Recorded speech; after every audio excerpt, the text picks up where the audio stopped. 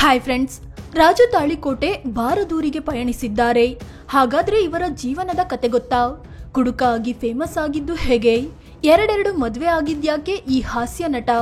ಮಕ್ಕಳು ಯಾರೆಲ್ಲ ಇದ್ದಾರೆ? ತಂದೆಯಿಂದ ದೂರ ಇದ್ದಿದ್ಯಾಕೆ ಮಗ? ಎಲ್ಲವನ್ನ ಈ ವಿಡಿಯೋದಲ್ಲಿ ಹೇಳ್ತೀವಿ. ಅದಕ್ಕೂ ಮುನ್ನ ನೀವಿನ್ನೂ ನಮ್ಮ ಚಾನಲ್ಗೆ ಸಬ್ಸ್ಕ್ರೈಬ್ ಆಗಿಲ್ಲ ಅಂದ್ರೆ ಈ ಕೂಡಲೇ ಆಗಿ ಪಕ್ಕದ ಬೆಲ್ ಐಕಾನ್ ಮೇಲೆ ಕ್ಲಿಕ್ ಮಾಡಿ. ರಾಜು ತಾಳಿಕೋಟೆ ಆರಂಭಿಕ ಜೀವನ. ರಾಜು ತಾಳಿಕೋಟೆ 1965 ಡಿಸೆಂಬರ್ 18ರಂದು ಜನಿಸಿದ್ರು. ವಿಜಯಪುರ ಜಿಲ್ಲೆಯ ಅವಿಭಜಿತ ಮುದ್ದೇಬಿಹಾಳ ತಾಲೂಕಿನ ತಾಳಿಕೋಟೆ ಇವರ ಹುಟ್ಟೂರು. ತಂದೆ ಮಕ್ತುಮ್ ಸಾಬ್, ತಾಯಿ ಮೆಹಬೂಬಿ ಜಾನ್. ಇವರದ್ದು ಮುಸ್ಲಿಂ ಸಮುದಾಯವಾಗಿತ್ತು. ತಂದೆ ಮಕ್ತುಮ್ ಸಾಬ್ ಕೂಡ ಕಲಾವಿದರಾಗಿದ್ರು. ರಾಜು ತಾಳಿಕೋಟೆ ಅವರ ನಿಜವಾದ ಹೆಸರು ರಾಜೇ ಸಾಬ್ ಮಕ್ತುಮ್ ಸಾಬ್ ಯಂಕಂಚಿ. ಆದ್ರೆ ಕಾಲ ಕಳಿತ ರಾಜು ತಾಳಿಕೋಟೆ ಅಂತಲೇ ಫೇಮಸ್ ಆದ್ರು.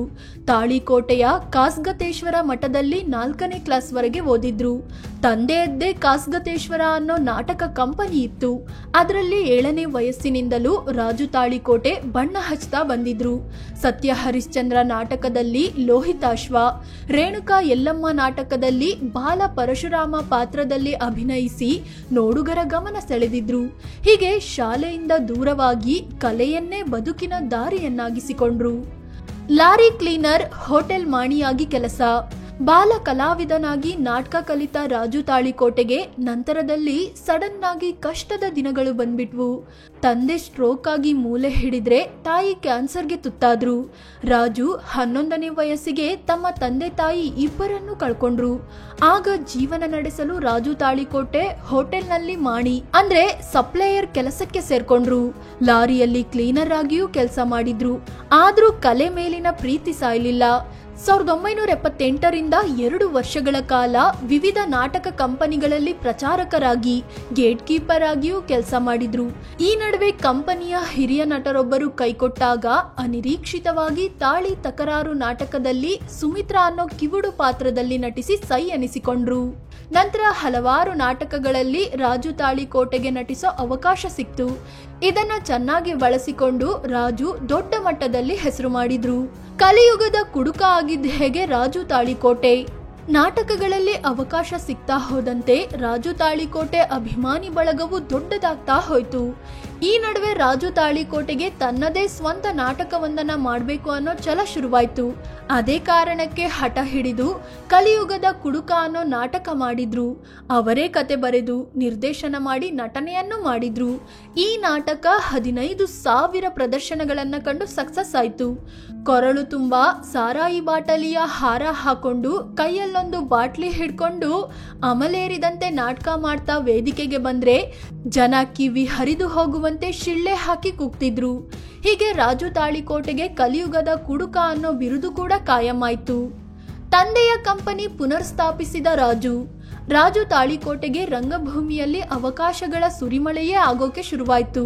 ಒಂದರ ನಂತರ ಒಂದು ನಾಟಕಗಳಲ್ಲಿ, ಬೇರೆ ಬೇರೆ ನಾಟಕ ಕಂಪನಿಗಳಲ್ಲೂ ರಾಜು ತಾಳಿಕೋಟೆ ನಟಿಸಿ ಸೈ ಎನಿಸಿಕೊಂಡ್ರು. ಬಗೆ ಬಗೆಯ ಪಾತ್ರಗಳಲ್ಲೂ ನಟಿಸಿ ಸೈ ಎನಿಸಿಕೊಂಡ್ರು. ಕಳನಟ ಸುಧೀರ್ ಜೊತೆ ಸಿಂಧೂರ ಲಕ್ಷ್ಮಣ, ಉಮಾಶ್ರೀ ಜೊತೆ ಬಸ್ ಕಂಡಕ್ಟರ್ ನಾಟಕಗಳಲ್ಲಿ ಬಣ್ಣ ಹಚ್ಚಿದ್ರು. ತಮ್ಮ ತಂದೆಯ ಮುಚ್ಚಿ ಹೋಗಿದ್ದ ಶ್ರೀ ಕಾಸ್ಗತೇಶ್ವರ ನಾಟ್ಯ ಸಂಘವನ್ನ 1998ರಲ್ಲಿ ಮತ್ತೆ ಶುರು ಮಾಡಿದ್ರು. ಈ ನಾಟಕ ಸಂಘದ ಕಡೆಯಿಂದ ರಾಜ್ಯಾದ್ಯಂತ ತಿರುಗಿ ಸಾವಿರಾರು ನಾಟಕಗಳ ಪ್ರದರ್ಶನ ನೀಡಿದ್ರು. ಇನ್ನು ಕಲಿಯುಗದ ಕುಡುಕ ನಾಟಕದ 40,000 ಕ್ಯಾಸೆಟ್ ಮಾರಾಟವಾಗಿ ದಾಖಲೆ ಬರೆದಿವೆ. ಇದೇ ರೀತಿ ಹಲವು ನಾಟಕಗಳ ಧ್ವನಿ ಸುರುಳಿ ಕೂಡ ಬಿಡುಗಡೆ ಮಾಡಲಾಯಿತು. ಇವರ ಡೈಲಾಗ್ ಡೆಲಿವರಿ ಸ್ಟೈಲ್ ಮತ್ತು ಧ್ವನಿ ಕೇಳಿದ ಕೂಡಲೇ ಜನರಿಗೆ ರಾಜು ತಾಳಿಕೋಟೆ ಅಂತ ಗೊತ್ತಾಗುತ್ತೆ. ಸಿನಿಮಾದಲ್ಲೂ ಸೈ, ಸಾಲು ಸಾಲು ಬಿರುದು. ನಾಟಕದಿಂದ ಕನ್ನಡಿಗರ ಮನೆ ಮಾತಾದ ರಾಜು ತಾಳಿಕೋಟೆಗೆ ನಂತರದಲ್ಲಿ ಸ್ಯಾಂಡಲ್ವುಡ್ನಲ್ಲೂ ಅವಕಾಶ ಸಿಕ್ತು. ಹೆಂಡತಿ ಅಂದ್ರೆ ಹೆಂಡತಿ ಸಿನಿಮಾದಲ್ಲಿ ಮೊದಲ ಬಾರಿಗೆ ಕಾಣಿಸಿಕೊಂಡ್ರು. ಇದಾದ್ಮೇಲೆ ಪಂಜಾಬಿ ಹೌಸ್, ಪಂಚರಂಗಿ, ಪರಮಾತ್ಮ, ಅಣ್ಣಾ ಬಾಂಡ್, ಜಾಕಿ, ಮನಸಾರೆ, ಕಳ್ಳ ಮಳ್ಳ ಸುಳ್ಳ ಸೇರಿದಂತೆ ಒಟ್ಟು 35ಕ್ಕೂ ಹೆಚ್ಚು ಸಿನಿಮಾಗಳಲ್ಲಿ ಕಾಮಿಡಿ ಪಾತ್ರದಲ್ಲಿ ನಟಿಸಿದ್ರು. ಜನರ ಮೆಚ್ಚುಗೆಗೂ ಪಾತ್ರವಾದ್ರು. ಬಿಗ್ ಬಾಸ್ 7ನೇ ಸೀಸನ್, ರಾಜಾ ರಾಣಿ ಸೇರಿದಂತೆ ಹಲವು ರಿಯಾಲಿಟಿ ಶೋಗಳಲ್ಲೂ ಭಾಗಿಯಾಗಿದ್ದಾರೆ. ಹಾಸ್ಯ ರತ್ನಾಕರ, ಹಾಸ್ಯ ಸಾಮ್ರಾಟ, ಕಾಮಿಡಿ ಕಿಂಗ್, ಕ್ಯಾಸೆಟ್ ಕಿಂಗ್, ಕನ್ನಡದ ಸೆಂದಿಲ್ ಅನ್ನೋ ಬಿರುದುಗಳು ಕೂಡ ಒಲಿದು ಬಂದವು.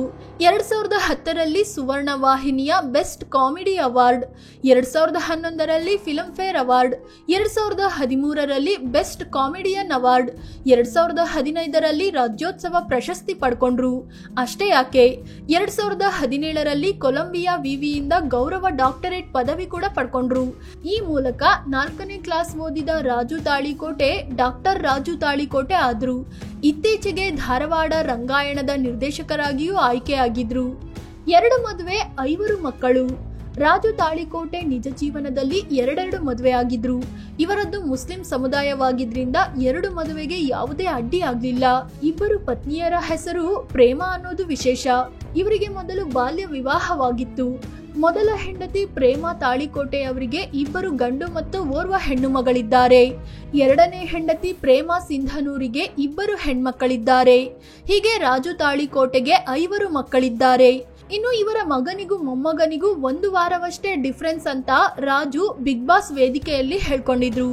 ಕಾರ್ಯಕ್ರಮವೊಂದರಲ್ಲಿ ಪತ್ನಿಯರ ಜೊತೆ ಭಾಗಿಯಾಗಿದ್ದ ರಾಜು ತಾಳಿಕೋಟೆ 2 ಮಡದಿಯರನ್ನು ಹಾಡಿ ಹೊಗಳಿದ್ರು. ಇವರಿಬ್ಬರನ್ನು ನಾನು ಇಷ್ಟಪಟ್ಟು ಮದುವೆ ಆದೆ, 2 ನನಗೆ ಶಕ್ತಿಯಾಗಿ ನಿಂತಿದ್ದಾರೆ ಅಂತ ಹೇಳ್ಕೊಂಡಿದ್ರು. ತಂದೆಯಿಂದ ದೂರ ಇದ್ದಿದ್ಯಾಕೆ ಮಗ?